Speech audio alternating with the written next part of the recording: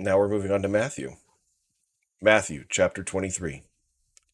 Then Jesus spoke to the multitudes and to his disciples, saying, The scribes and the Pharisees sit in Moses' seat. Therefore, whatever they tell you to observe, that observe and do, but do not do according to their works. For they say and do not do. For they bind heavy burdens, hard to bear, and lay them on men's shoulders. But they themselves will not move them with one of their fingers. But all their works they do to be seen by men. They make their phylacteries broad and enlarge the borders of their garments. They love the best places at feasts and the best seats in the synagogues, greetings in the marketplaces, and to be called by men, Rabbi, Rabbi. But you do not be called Rabbi, for one is your teacher, the Christ, and you are all brethren. Do not call anyone on earth your father, for one is your Father, he who is in heaven. And do not be called teachers, for one is your teacher, the Christ. But he who is greatest among you shall be your servant, and whoever exalts himself will be humbled, and he who humbles himself will be exalted. But woe to you, scribes and Pharisees, hypocrites! For you shut up the kingdom of heaven against men. For you neither go in yourselves, nor do you allow those who are entering to go in. Woe to you, scribes and Pharisees, hypocrites! For you devour widows' houses, and for a pretense make long prayers. Therefore you will receive greater condemnation. Woe to you, scribes and Pharisees, hypocrites! For you travel land and sea to win one proselyte, and when he is won, you make him twice as much of a son of hell as yourselves. Woe to you, blind guides, who say, Whoever swears by the temple, it is nothing, but whoever swears by the gold of the temple, he is obliged to perform it. Fools and blind! For which is greater, the gold or the temple that sanctifies the gold? And whoever swears by the altar, it is nothing, but whoever swears by the gift that is on it, he is obliged to perform it. Fools and blind! For which is greater, the gift or the altar that sanctifies the gift? Therefore he who swears by the altar swears by it and by all things on it. He who swears by the temple swears by it and by him who dwells in it. And he who swears by heaven swears by the throne of God and by him who sits on it. Woe to you, scribes and Pharisees, hypocrites! For you pay tithe of mint and anise and cumin, and have neglected the weightier matters of the law, justice and mercy and faith. These you ought to have done, without leaving the others undone. Blind guides who strain out a gnat and swallow a camel. Woe to you, scribes and Pharisees, hypocrites! For you cleanse the outside of the cup and dish, but inside they are full of extortion and self-indulgence.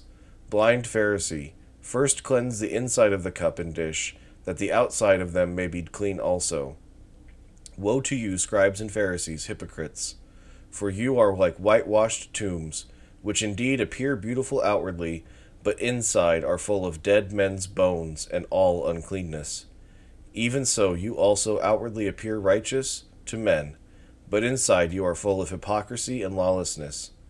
Woe to you, scribes and Pharisees, hypocrites! Because you build the tombs of the prophets and adorn the monuments of the righteous, and say, If we had lived in the days of our fathers, we would not have been partakers with them in the blood of the prophets. Therefore you are witnesses against yourselves, that you are sons of those who murdered the prophets. Fill up, then, the measure of your father's guilt. Serpents, brood of vipers, how can you escape the condemnation of hell? Therefore, indeed, I send you prophets, wise men, and scribes. Some of them you will kill and crucify, and some of them you will scourge in your synagogues and persecute from city to city, that on you may come all the righteous blood shed on the earth, from the blood of righteous Abel to the blood of Zechariah, son of Berechiah, whom you murdered between the temple and the altar. Assuredly I say to you, all these things will come upon this generation. O Jerusalem, Jerusalem, the one who kills the prophets and stones those who are sent to her. How often I wanted to gather your children together, as a hen gathers her chicks under her wings, but you were not willing. See, your house is left to you desolate. For I say to you, you shall see me no more till you say, Blessed is he who comes in the name of the Lord. Chapter 24. Then Jesus went out and departed from the temple, and his disciples came up to show him the buildings of the temple. And Jesus said to them, Do you not see all these things?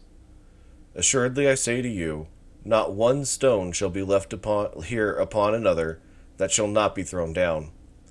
Now, as he sat on the Mount of Olives, the disciples came to him privately, saying, Tell us, when will these things be? And what will be the sign of your coming, and of the end of the age? And Jesus answered and said to them, Take heed that no one deceives you, for many will come in my name, saying, I am the Christ, and will deceive many. And you will hear of wars and rumors of wars. See that you are not troubled, for all these things must come to pass, but the end is not yet. For nation will rise against nation, and kingdom against kingdom, and there will be famines, pestilences, and earthquakes in various places. All these are the beginning of sorrows. Then they will deliver you up to tribulation and kill you, and you will be hated by all nations for my name's sake. And then many will be offended, will betray one another, and will hate one another. Then many false prophets will rise up and deceive many, and because lawlessness will abound, the love of many will grow cold. But he who endures to the end shall be saved. And this gospel of the kingdom will be preached in all the world as a witness to all the nations, and then the end will come. Therefore, when you see the abomination of desolation spoken of by Daniel the prophet standing in the holy place, whoever reads, let him understand. Then let those who are in Judea flee to the mountains. Let him who is on the housetop not go down to take anything out of his house. And let him who is in the field not go back to get his clothes. But woe to those who are pregnant and to those who are nursing babies in those days. And pray that your flight may not be in winter or on the Sabbath. For then there will be great tribulation, such as has not been since the beginning of the world until this time, no, nor ever shall be. And unless those days were shortened, no flesh would be saved. But for the elect's sake, those days will be shortened. Then if anyone says to you, Look, here is the Christ, or there, do not believe it. For false Christs and false prophets will rise, and show great signs and wonders to deceive, if possible, even the elect. See, I have told you beforehand.